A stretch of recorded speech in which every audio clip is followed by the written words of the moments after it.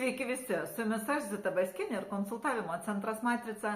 Ir žinot, apie komandinį šeimos modelį tai labai greitai galima išsiaiškinti, kaip kas jam trukdo ir padeda. Tai ar aš galiu nupirkti automobilį, tiksliau jį apžiūrėti, nes vyras dirba, ir išrinkti ir palikti rankpinigius? Taip galiu. Ar vyras gali išplauti grindis, ar vyras gali nupirkti maisto, ar vyras gali pasodinti gėles? Taip gali.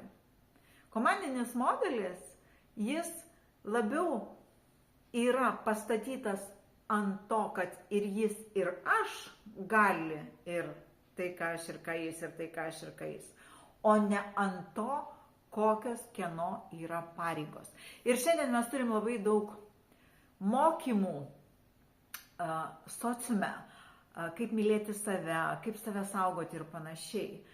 Bet ką mes aukojam tam savęs mylėjimui, tai būtent komandinį šeimos modelį, kuris tik jis duoda geriausias perspektyvas šeimos augimui.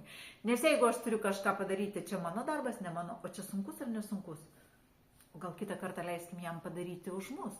Ir nekils klausimo, ar tai mano darbas ar ne. Tai bus komanda.